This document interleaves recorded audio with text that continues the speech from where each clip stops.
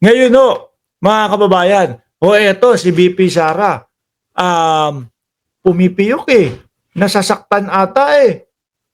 Nasasaktan ata yung Vice Presidente, mga bossing, dahil po sa mga nangyayari na mga pag-iimbestiga sa flood control, mga bossing. Ano? Sa mga ghost project, napapapiyok po. May niluluto siguro. Yan na naman tayo. No? VP Sara Duterte sa biglaang investigasyon sa flood control project. Bakit ho kaya, madam? Dahil siguro ito ay may kaugnayan doon sa sinabi ni Sara Diskaya na nung 2016 po, doon kami nag-umpisa doon sa mga flood control. Klaruhin natin Sabi ng mga DDS, sabi 2012 pa daw eh. No, 2012 nag-umpisa sila bilang maging kontraktor. Pero 2016, ayan na, nag-umpisa na sila doon sa mga proyekto na related sa flood control. Nandoon yung madaming bogus, nandoon yung maraming ghost project na flood control. 2016. Tingnan nyo na ho ito, mga kababayan.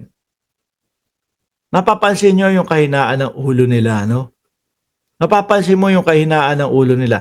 Unti-unti nilang nilalaglag ang dating Pangulong Duterte. Si Bato, hindi man lang inisip. Naku po, mapipilayan ko yata ang dating Pangulong Duterte dito sa itatanong ko Basta rekta na lang. Mali yung tanong. Kailan po kayo na-relate o napasama doon sa mga gumagawa ng flood control? 2016 po. Paki-clear nga po kung kailan. Mga 2016 po.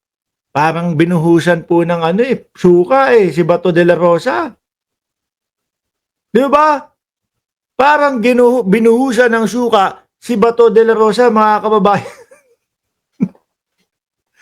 Ito, siguro dahil doon sa mga yun, naku, may niluluto siguro. Baka susunod na sasabihin ni Inday Sara Duterte, naku, itinanim nila si Sara Diskaya para sirain ang aking tatay. Para sabihin na ang mga Duterte ang mayroong problema sa flood control. Para sabihin na ang mga Duterte ang pasimuno dyan sa flood control.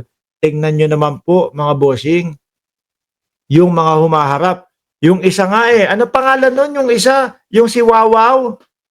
Baka gano'n Wawaw, ikaw ba ay may ghost project? No? I invoke my right for like that against myself. Sabi ni Jenggoy, ang tinatanong ko kung meron kang ghost project, oo, hindi lang ang sagot doon. Tapos mag-i-invoke ka ng self-incrimination mo. Di ba? Ganito lang kasimple yan. Mark, meron ka bang ghost project? Wala po. Tapos, lalong nahalata si Wawaw Di ba? Simpleng oo, hindi, meron, wala. Aba, I invoke my self-incrimination against my blah, blah, blah, blah, blah, blah, ganun. Lalo hong nahahalata. Simpleng isasagot mo na hindi, wala. Nagganyan ka pa. Yan ang nakikita ko kaya nagsasalita na si VP Sara.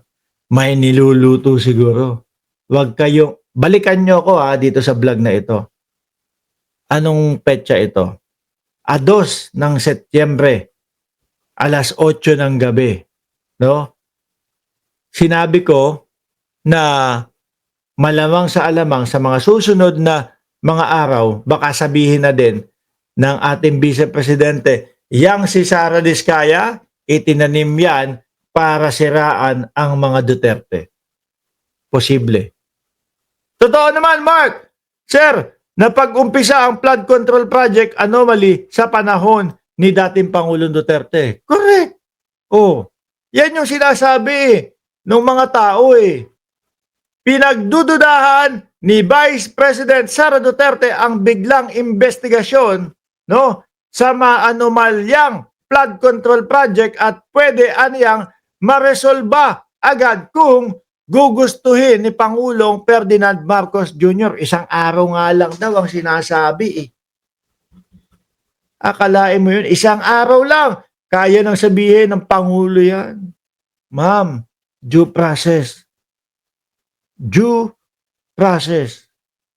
Due process. No? Hindi po ba talaga importante sa pamilya ninyo yung due process? Kaya ganyan kayo? Ayon sa kanya, mistulang sarswela lang ang investigasyon. Malamang yung kay Marcoleta.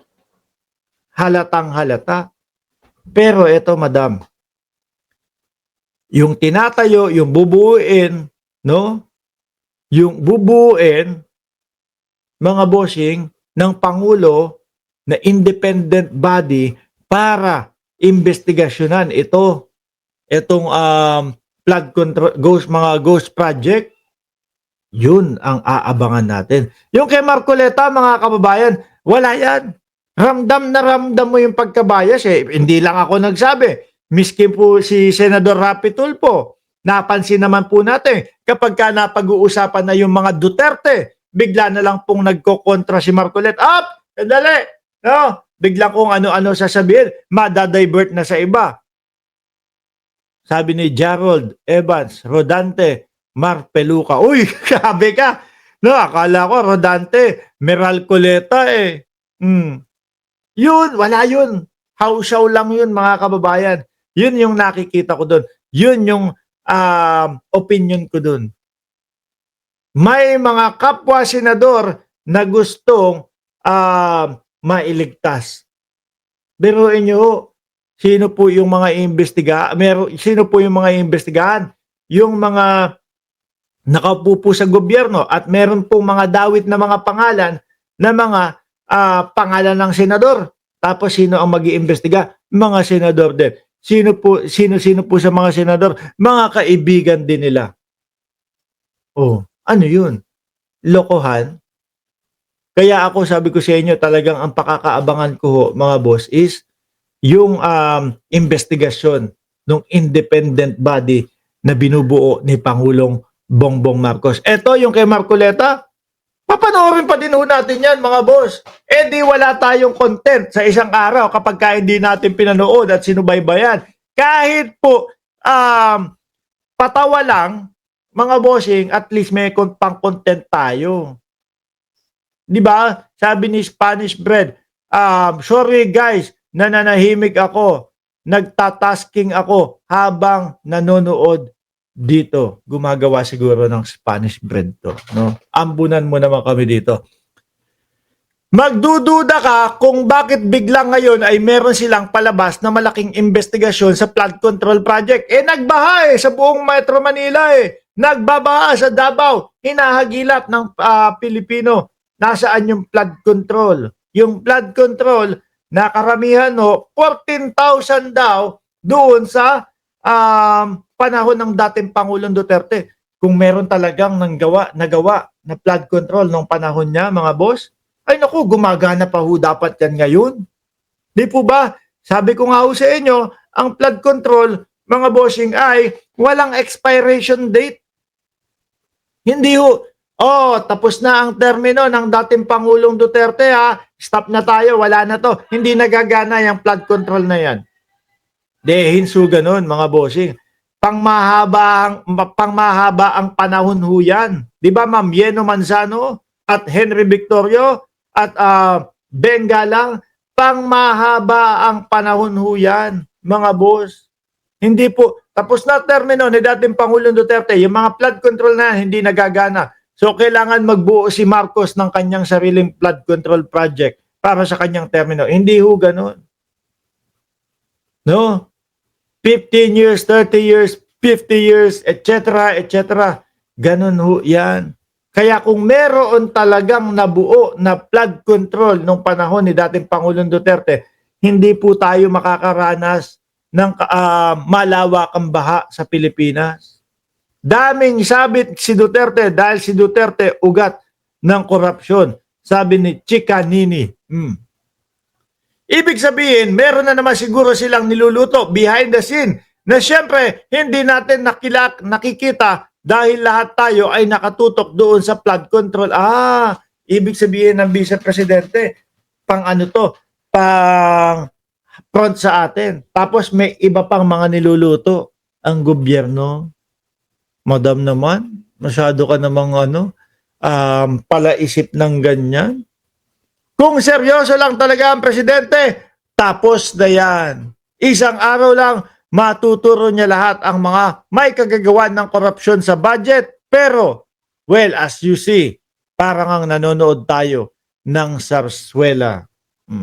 Di kapag ginawa ng Pangulo, oy Chish, mandarambong ka. Hoy Joel Villanueva, mandarambong ka. Hoy, sino pa ba? Bongo, mandarambong ka. Lahat ng may mga insertion, etc., mandarambong kayo. Ganun na ginawa ng Pangulo.